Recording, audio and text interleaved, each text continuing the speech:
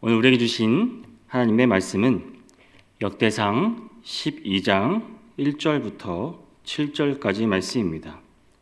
다윗이 기스의 아들 사울로 말미암아 시글락에 숨어 있을 때 그에게 와서 싸움을 도운 용사 중에 든 자가 있었으니 그들은 활을 가지며 좌우 손을 놀려 물매도 던지며 화살도 쏘는 자요 베냐민 지파 사울의 동족인데 그 이름은 이러하니라. 그 우두머리는 아히에셀이요 다음은 요아스이니 기브앗 사람 스마아의 두 아들이요 또 아스맛 외세 아들 여시엘과 벨렉과 또 브라가와 아다노 사람 예후와 기브온 사람 곧 30명 중에 용사요 30명의 우두머리가 된 이스마야이며 또 예레미야와 야하시엘과 요하난과 그데라 사람 요사박과 엘루세와 여리목과 부아랴와 스마랴와 하룹 사람 스바다와 고라 사람들 엘가나와 이시야와 아사렐과 요에셀과 야소부함이요 그돌 사람 여로함의 아들 요엘라와 스바다더라. 아멘. 역대상 12장은 다윗이 정식으로 왕이 되기 이전 그의 곁에 모인 용사들의 명단을 기록하고 있습니다. 오늘 본문은 특히 다윗이 블레셋 땅 시글락에서 망명 생활을 하던 시기 베냐민 지파의 용사 23명이 그에게 나온 사건을 기록하고 있습니다. 이 내용은 사무엘서에는 자세히 언급되지 않는 역대기만의 특별한 기록입니다. 물론 사무엘상 22장 이전에는 다음과 같은 간략한 언급은 있었습니다. 환난당한 모든 자와 빚진 모든 자와 마음이 원통한 자가 다 그에게로 모였고 그는 그들의 우두머리가 되었는데 그와 함께 한 자가 400명 가량이었더라. 그러나 오늘 본문은 그저 숫자나 상황을 언급하는 데 그치지 않고 그중 누가 다윗에게 왔는지를 구체적으로 기록하고 있습니다. 그 중에서도 사울이 속한 베냐민 지파 사람들이 다윗에게 나와왔다는 사실은 매우 인상적입니다. 이는 단지 정치적 이동이 아니라 하나님께서 다윗을 어떻게 세우시고 그분의 뜻이 어떻게 나타나고 있는지를 보여주는 강력한 메시지입니다. 사울의 지파조차 다윗을 따를 만큼 하나님의 선택과 다윗의 인격이 분명했다는 뜻이기도 합니다. 이제 우리는 이 말씀을 통해 하나님께서 우리에게 주시는 교훈이 무엇인지 함께 살펴보겠습니다. 오늘 본문 1절 상반절을 보면 다윗이 기스의 아들 사울로 말미암아 시글락에 숨어 있을 때에 라고 기록되어 있습니다. 다윗은 사울의 위협과 핍박을 피해 시글락으로 도피한 상태였습니다. 시글락은 원래 이스라엘의 땅이었지만 당시에는 블레셋의 지배 아래 있었고 블레셋 왕 아기스는 다윗에게 이곳을 거처로 허락했습니다. 하지만 유대인의 입장에서 블레셋은 할례받지 않은 이방인일 뿐만 아니라 다윗이 처음으로 싸운 적이기도 했습니다. 그런 자들에게 의탁하고 있다는 사실은 다윗에게 수치였습니다. 고통이었을 것입니다. 더욱이 이 고난은 다윗의 잘못이나 범죄 때문이 아니었습니다. 오히려 그는 충성스럽게 이스라엘과 사울 위에 싸웠고 수많은 승리를 안겨주었습니다. 그런데도 돌아온 것은 사울의 시기와 핍박뿐이었다는 사실입니다. 결국 다윗은 광야와 이방 땅을 떠도는 신세가 되었습니다. 전형적인 의인의 고난이라고 할 수 있는 것입니다. 세상의 눈으로 볼 때 사람들은 이제 다윗은 끝났다라고 말했을지도 모릅니다. 하지만 바로 그 시기가 하나님께서 다윗을 빚으시고 이스라엘의 가장 위대한 왕이 되도록 준비시키시는 때였습니다. 이러한 모습은 성경 전체에 반복되는 원리입니다. 요셉은 형들에게 버림받았지만 하나님의 도우심으로 애굽의 총리가 되었습니다. 예수님은 십자가의 고난을 통해 인류를 구원하셨으며 바울도 감옥에 갇힌 죄수로 끝난 것이 아니라 오히려 복음의 문을 열고 가장 위대한 사도가 되었습니다. 사랑하는 성도 여러분, 고난은 끝이 아닙니다. 하나님의 영광이 시작되는 지점입니다. 하나님은 의로운 자의 고난 가운데 함께 하시고 더 크고 영광스러운 길로 인도하시는 분이십니다. 그러니 의를 행하다가 고난을 당할 때 낙심하지 마시기 바랍니다. 오히려 기뻐하시기 바랍니다. 믿음으로 의로움을 지켜나가며 이 땅에서도 하나님의 뜻을 이루고 하늘에서도 칭찬과 영광을 누리는 복된 성도님들이 되시기를 바랍니다. 본문 1절을 다시 보겠습니다. 다윗이 기스의 아들 사울로 말미암아 시글락에 숨어 있을 때에 그에게 와서 싸움을 도운 용사 중에 든 자가 있었으니. 이 말씀을 통해 우리는 어려움 속에서도 끝까지 지키는 믿음이 진짜 믿음임을 깨닫게 됩니다. 당시 다윗은 사울의 위협뿐 아니라 여러 이방 족속들의 공격 속에서도 큰 고통을 겪고 있었습니다. 사무엘상 30장을 보면 아말렉 족속이 시글락을 침략해 모든 것을 불태우고 가족들까지 사로잡아 갔을 때 다윗과 그의 사람들도 울 기력도 없이 통곡했다고 합니다. 사무엘상 30장 1절에서 4절 말씀을 제가 한번 읽어보겠습니다. 다윗과 그의 사람들이 사흘 만에 시글락에 이른 때에 아말렉 사람들이 이미 네겝과 시글락을 침노하였는데 그들이 시글락을 쳐서 불사르고 거기에 있는 젊거나 늙은 여인들은 한 사람도 죽이지 아니하고 다 사로잡아 끌고 자기 길을 갔더라.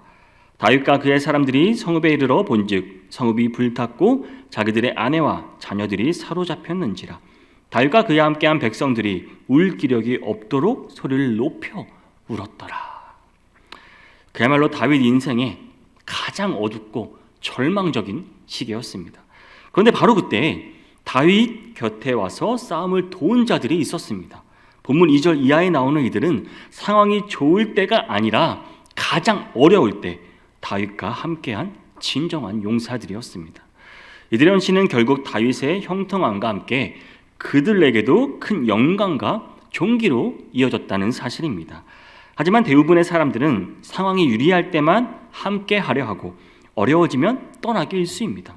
그렇기에 어려울 때 친구가 진짜 친구라는 말이 있습니다. 어려울 때 충성과 믿음이야말로 진짜란 말입니다. 예수님을 따랐던 무리들도 기적과 인기 있을 때는 몰려들었지만 십자가의 길 앞에서는 썰물처럼 떠나갔습니다. 그러나 요한복음 6장 68절에서 베드로는 이렇게 고백합니다.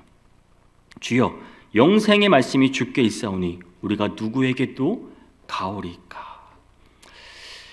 이처럼 믿음은 여러분 형통할 때보다 어려울 때 더 분명히 드러난다는 사실입니다.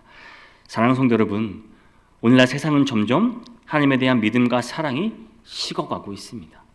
우리는 끝까지 여러분 믿음을 지켜야 하는 것입니다. 이럴 때 더 믿음을 지켜야 하는 것입니다.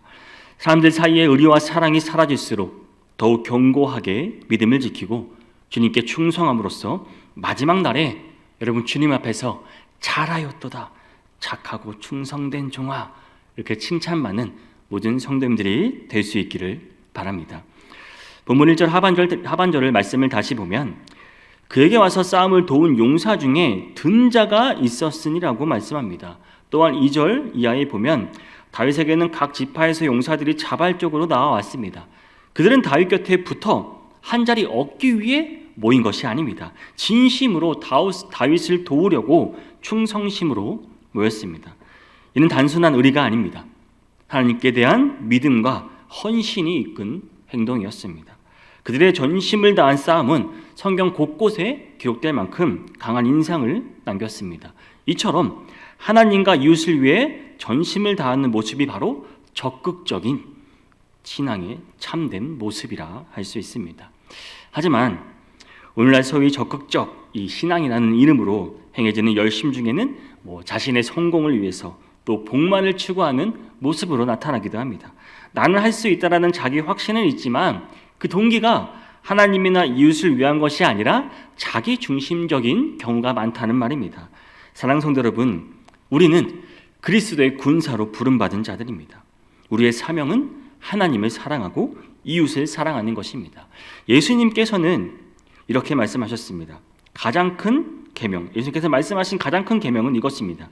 마태복음 22장 37절에서 40절 말씀입니다. 예수께서 이르시되 내 마음을 다하고 목숨을 다하고 뜻을 다하여 주 너의 하나님을 사랑하라 하셨으니 이것이 크고 첫째 되는 계명이요 둘째도 그와 같으니 내 이웃을 내 자신같이 사랑하라 하셨으니 이 두 계명이 온 율법과 선지자의 강령이니라. 만약 우리가 여러분 이 사명을 외면한 채 축복만 구하며 자신만을 위한 삶을 산다면 이게 과연 그리스도의 군사적인 모습이겠습니까? 그리스도의 군사로서의 본분을 저버리는 것입니다. 군대에서 보급품을 이용해 사익을 챙기는 것과 다름없다는 말입니다.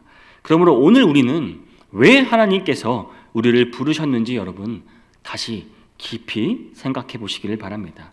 그리고 디모데후서 2장 4절의 말씀처럼 병사로 복무하는 자는 자기 생활에 얽매이는 자가 하나도 없나니 이는 병사로 모집한 자를 기쁘게 하려 함이라는 이 말씀을 마음에 새길 수 있기를 바랍니다. 지금 나는 누구를 기쁘게 하며 살고 있습니까? 하나님을 기쁘시게 하기 위해 이웃을 섬기기 위해 살아가고 있습니까? 이 질문 앞에 정직하게 서서 여러분 앞으로의 삶은 내가 아니라 먼저 하나님의 나라와 영광을 구하고 또 이웃을 위한 사랑의 삶을 살아가는 우리가 될 수 있기를 소망합니다. 그럴 때 하나님께서 주시는 진정한 상급과 축복을 영원히 누리게 될 줄 믿습니다. 본문 2절부터 7절은 시글락에 있던 다윗에게 나온 베냐민 지파 용사들의 명단을 기록하고 있습니다.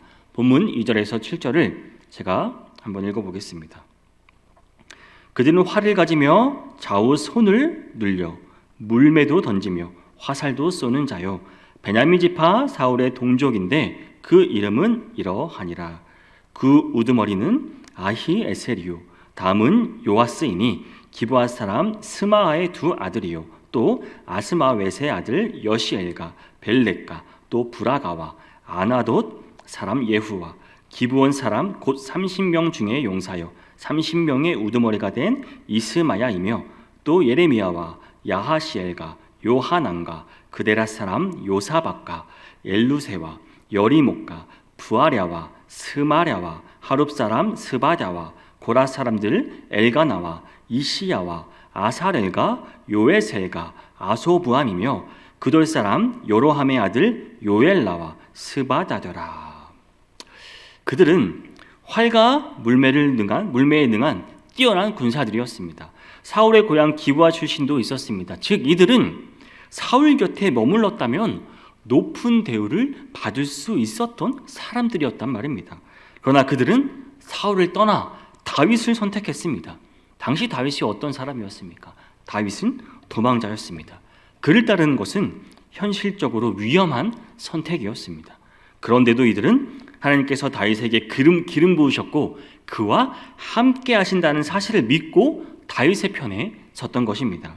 역대상 12장 18절을 보면 그때 성령이 30명의 우두머리 아마셀을 감싸시니 이르되 다윗이여 우리가 당신에게 속하겠고 이새의 아들이여 우리가 당신과 함께 있으리니 원하건대 평안하소서. 당신도 평안하고 당신을 돕는 자에게도 평안이 있을지니 이는 당신의 하나님이 당신을 도우심이니이다 한지라.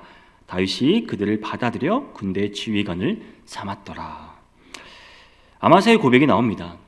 이처럼 그들의 선택은 다윗 개인이 아니라 하나님의 뜻을 따르는 신앙적 결단이었단 말입니다.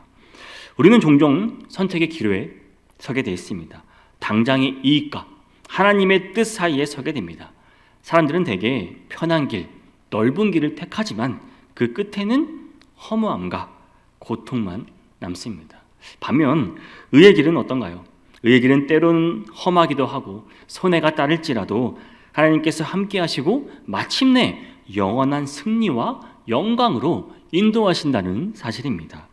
베냐민 지파의 용사들은 이 사울의 일시적인 권력보다 하나님의 언약을 붙든 다윗을 쫓았습니다. 그 결과 다윗 왕궁의 영광을 함께 이룬 인물로 성경에 이름이 기록되었습니다. 사랑하는 성도 여러분, 오늘날 우리도 선택의 순간에 서 있습니다. 거짓이 득세하고 손해가 따르더라도 진리와 믿음의 길을 택하시기 바랍니다. 그 길이 좁고 협착해 보여도 주님이 먼저 걸으신 길이고 그 끝엔 하나님의 영광과 승리가 약속되어 있다는 사실입니다. 베냐민 지파 용사들처럼 눈앞의 유익보다 하나님의 뜻을 쫓는 선택을 할 수 있는 우리 모두가 되길 소망합니다. 사랑하는 성도 여러분, 오늘 우리는 역대상 12장 1절부터 7절 말씀을 통해 시글락에 있던 다윗에게 나온 베냐민 지파 용사들의 모습을 살펴보았습니다. 그들은 고난 중에도 다윗 곁에 선 의로운 자들이었습니다. 현실의 불이익보다 하나님의 뜻을 따르기를 선택한 믿음의 사람들이었습니다. 우리는 이들의 삶을 통해 네 가지 중요한 진리를 발견할 수 있었습니다. 먼저 의인의 고난은 더 큰 영광을 위한 초석임을 기억해야 합니다. 그리고 어려움 속에서도 지키는 믿음이 진정한 믿음이란 사실입니다. 또한 하나님과 이웃을 위해 전심을 다하는 것이 참된 적극적 신앙의 자세입니다. 마지막으로 최후의 승리와 영광은 의의 길을 걷는 자에게만 주어진다는 사실입니다. 이러한 믿음의 용사들은 역사의 한 페이지에 이름을 남긴 것에 그치지 않고 우리의 신앙 여정에도 깊은 도전을 줍니다. 여러분, 지금 이 시대는 갈수록 진리가 왜곡되고 있습니다. 믿음을 지키는 일이 어려워지는 시대입니다. 그러나 바로 이때가 하나님의 사람으로 설 수 있는 기회임을 여러분 기억하시기 바랍니다. 비록 좁고 험할 길일지라도 그 길이 하나님이 원하시는 길이라면 담대히 걸어가시기 바랍니다. 그 길 끝에서 하나님은 반드시 우리를 높이시고 영원한 영광으로 덧입히실 것입니다. 오늘 말씀을 통해 이 말씀이 우리 마음에 새기며 우리가 처한 자리에서 여러분 다윗 곁에 있었던 용사들처럼 이 믿음의 길, 의의 길, 하나님이 기뻐하시는 길을 선택하고 살아가는 모든 성도님 되시기를 주님의 이름으로 축복합니다.